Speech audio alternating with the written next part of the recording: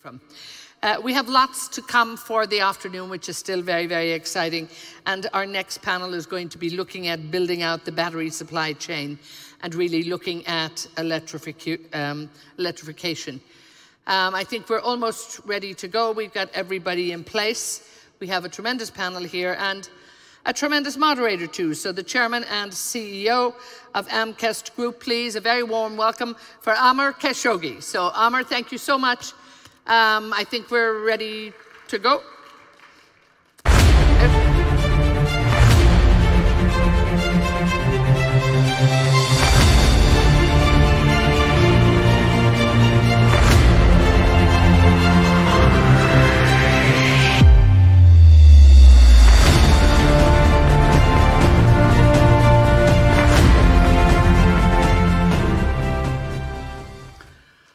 Good afternoon. While you were waiting for us, we were charging our batteries. So hopefully we're now energetic to start the conversation. I would like to welcome Erez and Michael, and Qichao is joining us online. So I know we had some technical issues to get you online, so welcome to the panel. First of all, I would like to address the elephant in the room. The elephant in the room is supply and demand. Supply is not meeting the demand, and as a result, it's creating a major issue, and I think it's a matter that we think of it as a global crisis. So let me start with Michael. And if you can elaborate on how serious is this supply-demand crisis, and why is it happening, and do we need to be scared about it? Do we need to be afraid? We don't need to be scared or afraid, but I think there are two parts to that question. So let me start with the first part, which is the demand-supply equation. For our company, EV Metals Group, which is a battery materials and technology company, the end game, the end markets for us are cathode active materials feeding directly to our customers and electric vehicle manufacturers. If we look at, say, the United Kingdom, by 2030 they require 150,000 tons of cathode active materials to support the development of their electric vehicle industry.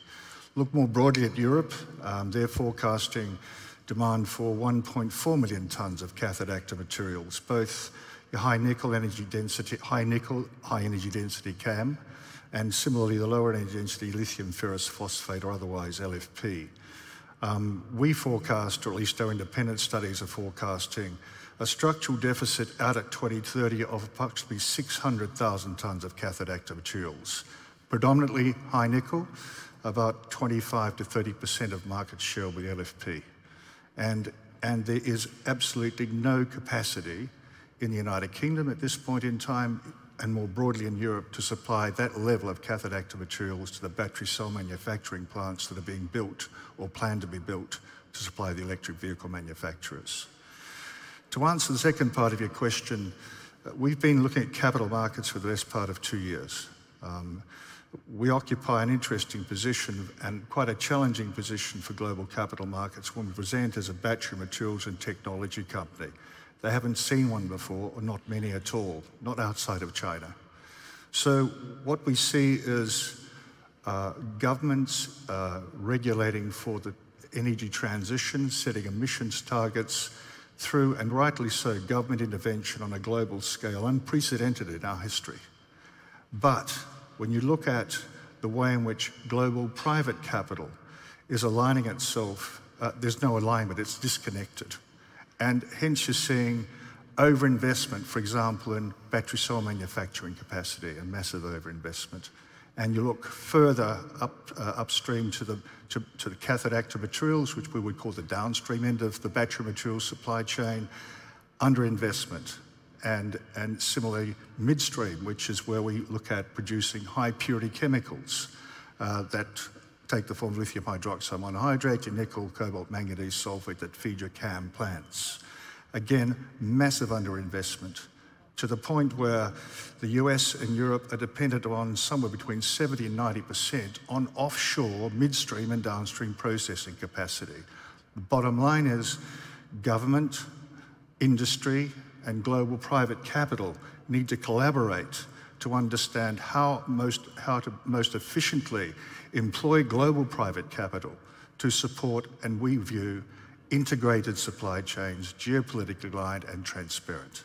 Yeah, I'd like to get into the underinvestment a bit deeper, but let's move to Erez, and with the same issues. Do you share Michael's opinion about it? I absolutely. If you don't agree, you can't. I can say that now. I happen to agree with Michael. Of course, we're definitely underinvested over decades.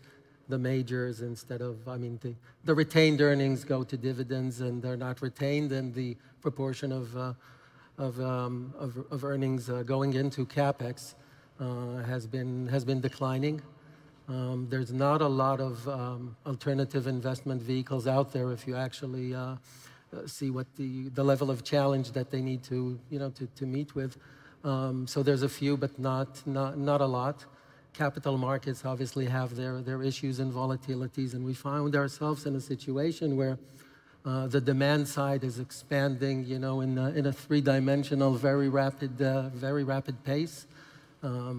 Adoption rates, everyone is I think convinced now that this is the way to go, but the supply side is lagging very, very much behind. It's a combination of quite a few factors. And as Michael was saying, it requires, I guess, like that movie, everything everywhere all at once, and it needs to start happening yesterday. So as Traxys, what we do is we're enablers. We build supply chains, we connect the dots, and we try to unclog these bottlenecks. And at the moment, there's a big bottleneck in conversion capacity, which is what enables the upstream to flourish and feeds and, again, enables the downstream. And that's where governments can support substantially. And the upstream itself, if you just take let's say, a typical 32 gigawatt cell manufacturer, it requires approximately 20,000 tons of nickel contained in sulfate per annum, and pretty much the same in lithium, let's say in the form of hydroxide. The plant itself, which is about $150 million of capital intensity per gigawatt, is 4 or 5 billion euros or dollars. People are happy to announce it, happy to fund it. But you also need 20,000 tons of lithium hydroxide at $25,000 per LCE capital intensity. That's another 500,000. And we need a lot of those. And they're happening few and slow. And the gap is building there. The gap is building. Yeah, I mean, we heard this morning the CEO of ERG telling us that in spite of $200 to $300 billion that are being sought after to invest to kind of close the gap and reduce it, there is still that issue. So, Dr. Qichao, let me ask you your opinion. And are you, in your battery operations and manufacturing, are you also sharing with us this supply deficit that's going on? Yes, I think it's really two problems. One is the supply itself, and another is the geopolitical aspect. Say if globalization... I'm sorry, Doctor, can you speak a bit louder? The voice is not coming through very clearly. Sorry. This better? Yeah, better. Yeah, okay. Yeah, so I think really it's two problems. One is the supply itself, and then second is the geopolitical aspect. So if globalization is still alive, I think we have one way of addressing the supply issue, and then which is basically using the current global supply chain. A lot of the mines are in Africa, South America, North America, Australia for lithium, and then those get refined in China. Almost 90% of all lithium gets refined in China and then produced into active materials, cathodes, high nickel, LFP, and then consumed by Korean companies, Chinese companies in Asia to produce cathode and then produce cells and then ship the cells around the world, and also ship the active materials to North America, Europe, and then get built into cells in those areas. So that is the solution in the old days. But obviously, globalization is dead, and then so not only we have to find a solution to the supply, we also have to find a solution that's geopolitically, I guess, compliant. So now, not only we have to solve the supply issue, we also have to build a robust continental supply chain. Instead of sending all the materials and then refining that in China and then building cells and then building materials and then shipping those to other continents, now we have to refine materials in North America, potentially in Europe, or refine materials in North America, shipped it to Europe, and then build cells, build everything from cathode to electrolyte to anode and cells, and then packs in those continents. So that's another layer of complexity to solving this problem, but it's possible.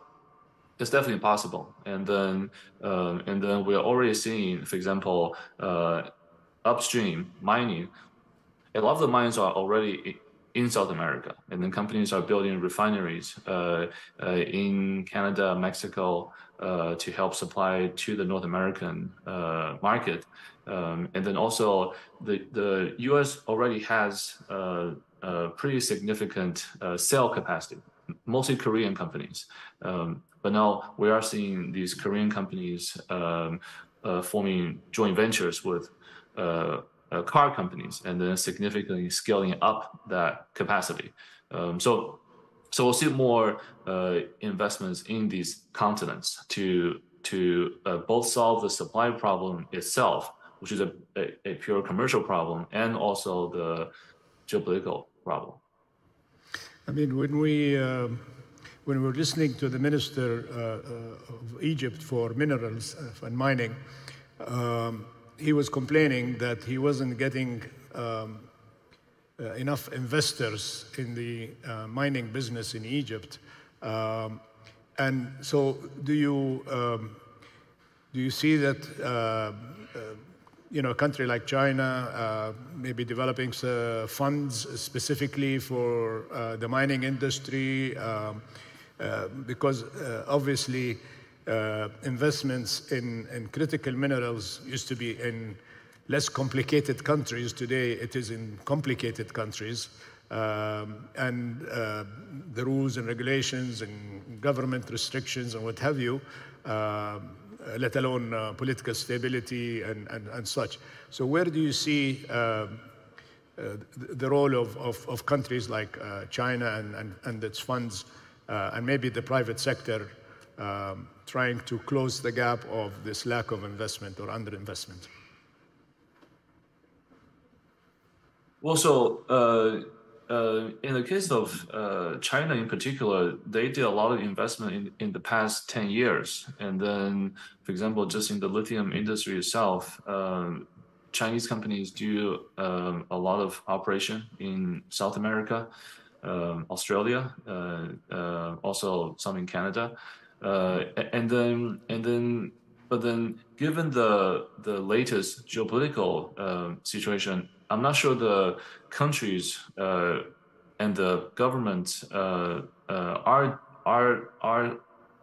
or can still do what they did before because of all the restrictions. And then now, actually, private investments become more palpable just because of the political sensitivity. And then we're seeing a lot of investment by private investors in assets in Canada, in Mexico, and then also developing the materials. So people talk about building this battery supply chain in North America, and people think just building gigafactories is the supply chain. But actually, gigafactories is just the tip of the iceberg. Say a 30 gigawatt hour cell plant. That's just the part of the iceberg above the water. The part that's underneath, you need electrolyte plants. You need cathode plants, you need anode plants. And then today, for example, in the US, most of the electrolytes that LG, Tesla use in the US are shipped from China. So we're seeing a lot of private investment to support building this complete capability in North America. A lot of that. And of course, also supported by government investment. Of course, with private investment, it's easier. It's just pure commercial. With government, sometimes there are strings attached, and you cannot do this. You have to do that. Things like that. But definitely, we're seeing a surge in both. Okay, thank you, Michael. I mean, when we talk of investment in mining, I mean, there is upstream, there is downstream. What about the midstream? Can you kind of go specifically into that and do a bit of a deep dive and see, is there a shortage in the midstream, or is the focus totally on upstream and downstream? There's a massive shortage of midstream globally outside China. And look, be very clear in making that comment. I'm not being critical of China. China has a strategic plan that they've been working with for 10 years. Just we in Western governments and economies have been slow to see it. And, you know, we look at the kingdom. Vision 2030 is a strategic plan. Why do we choose to build the midstream in the Kingdom of Saudi Arabia? Vision 2030 provides for it. In fact, our company's vision today as a battery materials and technology company comes right out of the automotive cluster we found reported in Vision 2030 in 2018, which required a cathode active materials plant, co-located with a battery cell manufacturing plant, co-located with an electric vehicle manufacturing plant. Today, read Lucid, electric vehicle manufacturing plant. The Crown Prince just recently announced a new brand, SES, electric vehicle manufacturing plant. Now, the battery cell manufacturing plants are to come. We're building the world's first integrated battery chemicals complex with a lithium chemicals plant producing lithium hydroxide monohydrate. Alongside that, co-located is a nickel chemicals plant with your nickel, cobalt, manganese sulfate. And then those two plants feed a cathode active materials plant which delivers into Vision 2030. More importantly, our model is based on upstream, midstream, and downstream integration of supply chains to produce high-purity chemicals and cathode active materials to feed the customer, the electric vehicle manufacturer. The interesting analysis that comes out of our work looking at future worlds is just where a battery cell manufacturers going to sit in the electric vehicle supply chain. Because without an electric vehicle customer and without an upstream owned supply chain, they don't have a business. So we're seeing consolidation in that sector going forward. Looking at the kingdom, they leading the energy transition.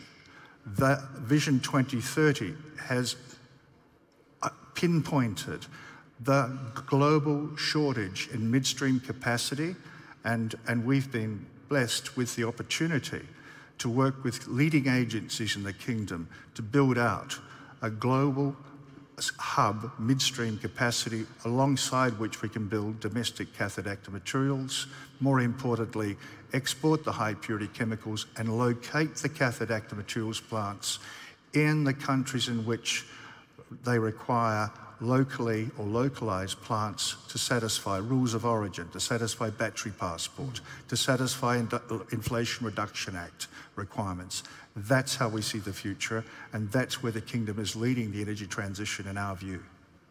Yeah, I agree with you. I mean, I've been in the mining business in Saudi Arabia for 40 years. Okay, gypsum, not as sexy as cobalt or lithium or nickel, but still it was part of the rise of construction material in Saudi Arabia. But Erez, from a financial aspect and this underinvestment, what's keeping investors to shy away from this? Is it that investing in mining business is such a long-term process? Is it the return on investment is low? Is it government regulations?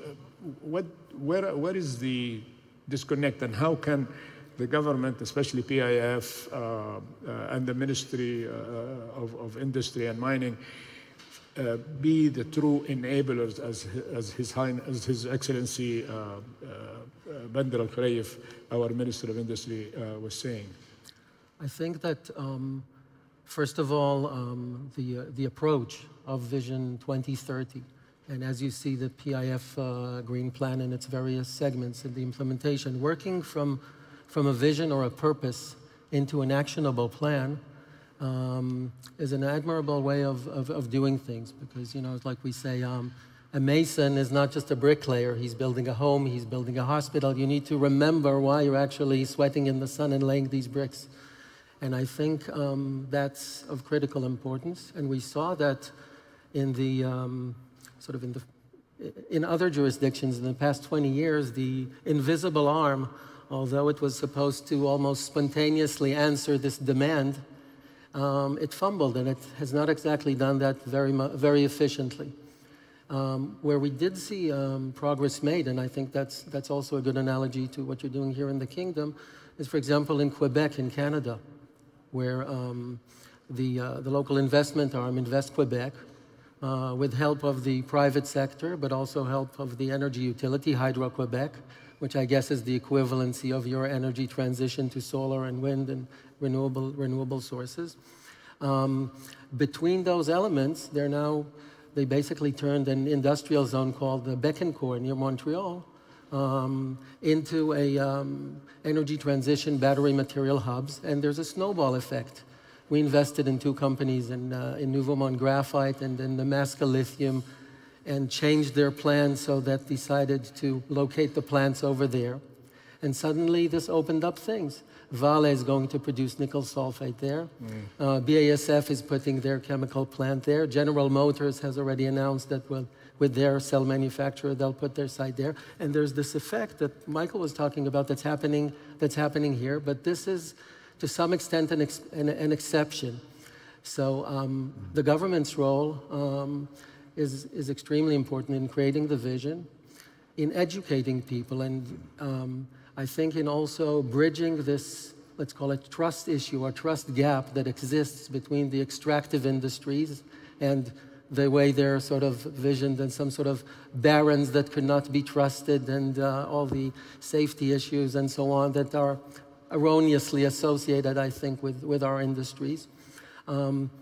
All those kids with their cell phones and their TikTok, they don't even know what's in that, you know, that pretty much all of Mendeleev's table sits inside there. And behind that, there are people like my friend here, who's producing the materials that go into these machines when you hail an Uber, and so on and so forth. I think there's a huge gap over there, which part of it is the industry's fault.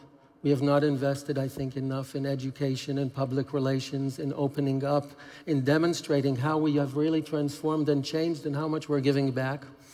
It should be cool again to go to be a mining engineer and not just an app developer, right?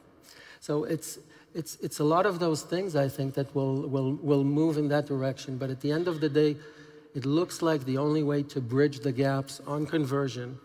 The downstream is okay, the market's taking care of that.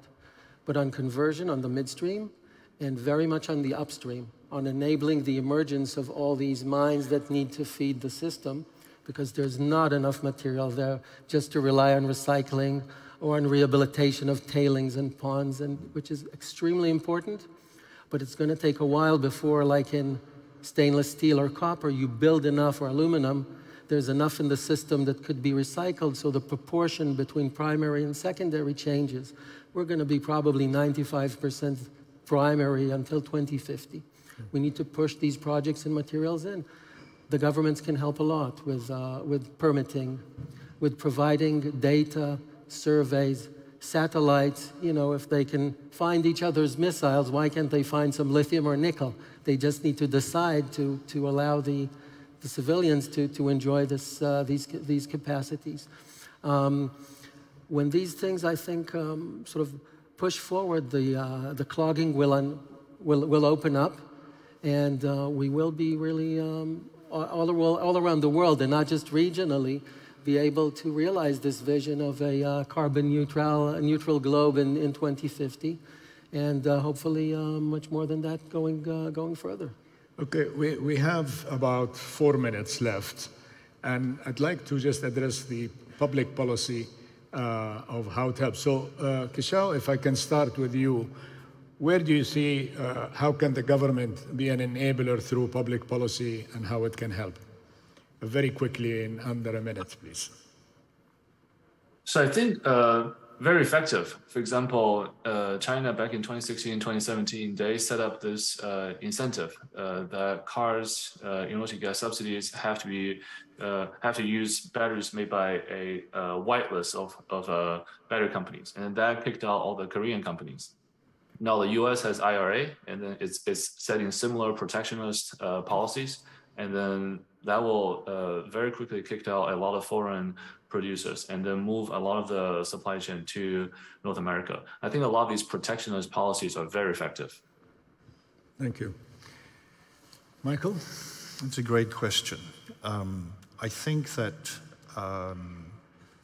subsidies work to a point until governments withdraw them. I think you need to look much more globally than that. I think that, again, it's government sitting down with industry and global private capital and working through how governments can incentivize global private capital to direct the capital to the most efficient way to deliver stable, secure, transparent, and integrated supply chains. And that means understanding upstream, linking it with midstream, and linking it with downstream, which in our case is cathode active materials.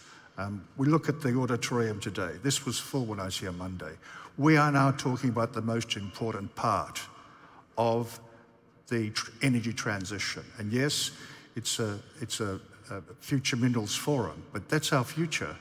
So in that context, I take your point. I think what we've found, and we've got to be humble about this, it's about informing and educating, not just our industries. A mining industry can't live in isolation to where the communities need what they produce now they provide. I mean, Peter Bright on Monday talked about mining companies starting to rethink, to think differently about the way they present themselves in the business. And again, this is an area in which I think the Kingdom is leading. This is a wonderful forum, but we need to focus on this end of it as well. Thank you. Erez. I guess my important, to myself at least, my observation is, and as someone who came of age in the late 80s and thought, you know, I'm joining a new world. All borders are gone. Everything is globalized, not just economically, but we're finally becoming Earthlings. And I'm not very happy with recent years' fragmentation and deglobalization and so on, just because, you know, it's from a personal and a generational perspective, it's you know, it's to some extent a disappointment. And I think that now all of us that are involved with energy transition and with e-mobility, mobility of a service, everything is this whole new and diversity. We have an opportunity here, which we shouldn't miss, to think again like Earthlings, as one planet. And I think we don't even have the option. It's so interconnected that even if we have partial fragmentation of supply chains for a while, what you do in the Kingdom has this ripple effect on someone in Tasmania and vice versa. It's one pretty small planet, quite crowded, and the only way to really get to a 2050 vision or a 2060 vision or anything else is to really unite as Earthlings and work together. I don't see any other alternative. Thank you very much. We ran out of time. I want to really thank you, Erez, Michael, Qichao, and really through this forum, I'm hoping that we will achieve global collaboration for the sake of our Earth. Yes. Thank you very much. If you please give my panelists a round of applause. Thank you.